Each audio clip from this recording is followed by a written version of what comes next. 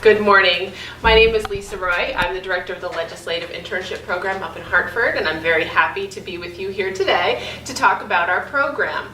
We're currently in our recruitment phase at colleges across the state, looking for students to come join us to become staffers in the Connecticut General Assembly this spring.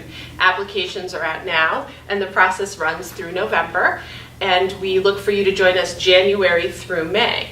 We are looking for students, again, statewide, and we have no requirements versus major. In fact, we encourage a diversity of applicants because as the state, we legislate everything. So regardless of your industry, public or private, or what you're going to go into, we have a committee for that. And that's exactly what our legislators are serving on, a variety of committees, and looking for you students to come join them to assist them up at the legislature. What does an intern do is a frequent question we get asked, and I can't answer you specifically what you would do, but I have some materials here with me today and on the website that talk about an intern job description. Your service up at the legislature can be anything from assisting a legislator on a committee. If they're a leader on the committee, you might be involved in helping to clerk that committee, which means assisting them and the public into the process of a public hearing process, collecting testimony, assisting on public hearing days, maybe summarizing testimony, fielding the public and helping them through that process. If you are working with a legislator who's maybe not a leader on a committee, you may perhaps be more engaged in constituent service, which is helping the people of the state who contact their legislator to receive assistance in figuring out, is this a local matter, is it a state matter, is it a federal level? Maybe you refer them out. If it's something handled at the state level, you help them to coordinate that assistance with that state agency. I will say that we do not expect you to know how to do this from day one. Our program is tailored in such a way as to offer training. We will train you to do research to assist the legislator in the research, which will likely be part of what you do as well. We're going to provide you, we're going to orient you to the building. Orientation happens in January. We'll have you come down for a couple of days to spend time with us to sort of get to a feel for it. We have ongoing training in computer programs, Word, PowerPoint, Excel, again, so that you can assist in that office and be successful in that endeavor. But the neat thing about our program is, so you do have your placement with your legislator. You're going to learn all about how a bill becomes a law. And that's what we look for most in our students who apply. As I said, we have no requirement on major, but we are looking for students with a curiosity as how the system works. Who really are the players in all this? Who really controls the process? Who participates in the process? But even more so, how do you affect the process? And this goes back into why it's attractive to people regardless of their major, because you're going to learn how to affect the process, how to teach others to affect the process. So whether you're working in public or private sector with clients or with constituents or with patients, whatever it might be, we're going to teach you how to affect the process that creates the rules or gives the funding that supports all of that, so to speak. So that's part A. You're going to learn that.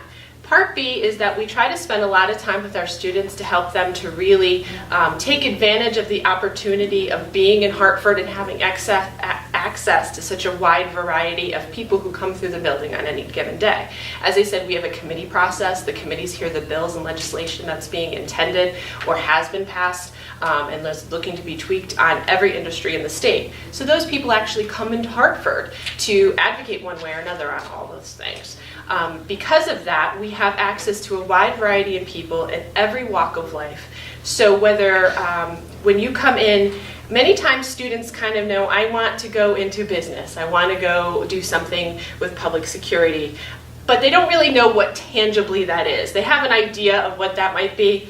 We tried to take that idea and come up with, think of outside the box a little and look at it from the perspective of government. At state government level, what are all the ways that business or environment or public safety and security is handled at the state level? We don't just look at the building like the public safety committee of the building. You'll likely be paired with a legislator if that's your interest area on that committee to start with. But we go external. We look at all the state agencies, what their roles might be. We look at the state to federal government connection, what agencies and people are involved in that. We will go to nonprofits, look at the nonprofits that are involved in the process, the different groups and agencies that are involved. Is it something the state's attorney general is involved in, or the state's attorney? We'll look at public and private partnerships that interact with us at the Capitol.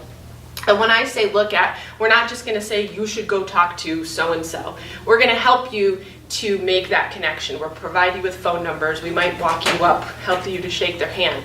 And I say we because it's not just me. I provide a lot of support in that endeavor, but every legislator who participates in our program understands that it's a mentoring program. So they're there to help you make those connections, think about the bigger picture, what you can access while you're there. So as much as they want you to get the work done in their office, and they will, they're going to help you to make time to reach out and do those other things. In the time you're there, you're scheduled to be there.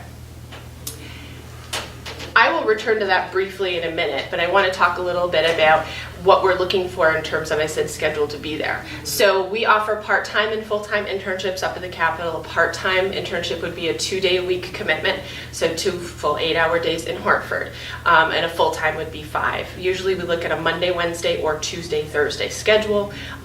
Coincides with your college schedules, which is great, but also that's the way our committees work up in Hartford on what we call AB schedule.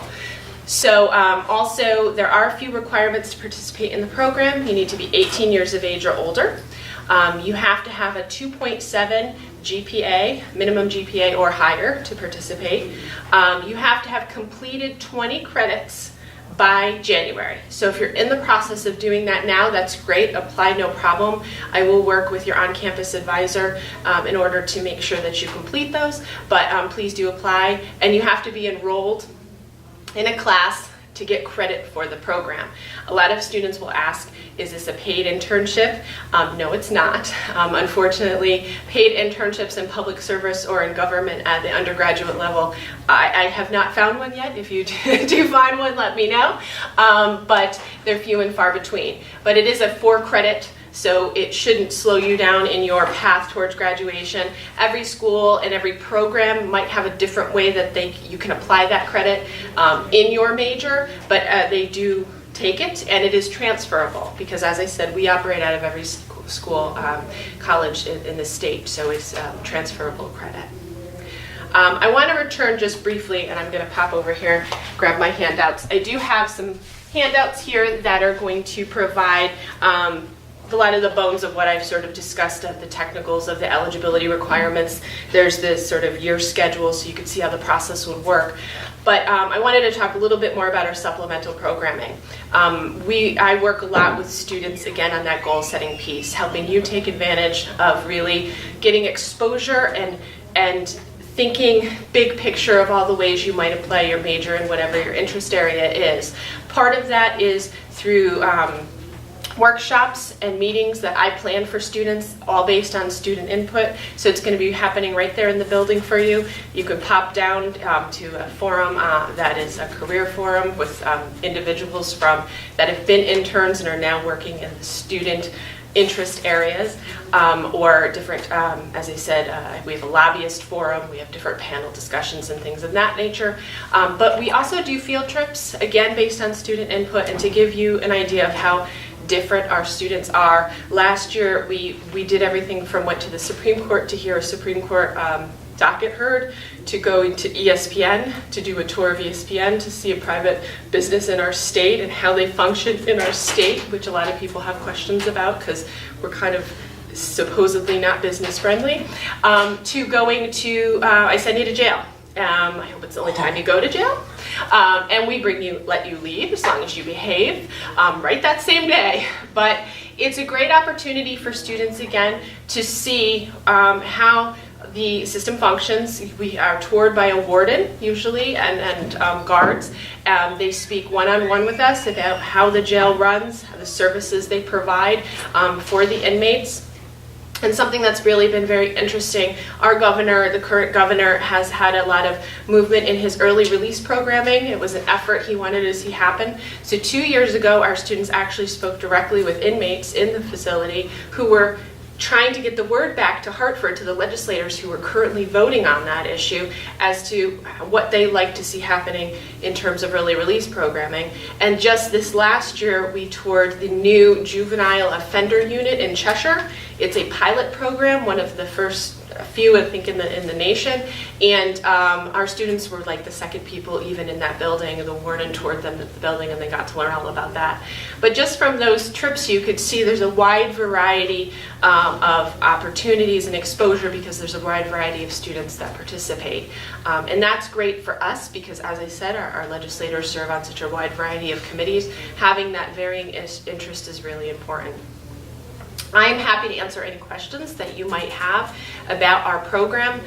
Certainly, if you're interested and you kind of think it might be something you're interested in, but you're really not totally sure that this would be a good fit for you, please ask me. Also in the materials, your professor is our on-campus provisor. On-campus advisor for the program. So although you may have a specific advisor for the school, he is the campus advisor for the program. Dr. O'Leary, and I have his contact information. It's also on the website here. So he'll work with you to fill out the application, to get the materials you need up to Hartford to apply. But I will leave anyone interested with some pamphlets and information. You could also find us on our website, which is right off of the Connecticut General Assembly webpage at www.cga.ct.gov. Just look for the internship committee in the committee list, or in the offices drop down. So again, we're accepting applications now till November 1st, but we run every year for the spring semester. So if it doesn't fit into your schedule this year, please do keep us in mind. Thank you very much.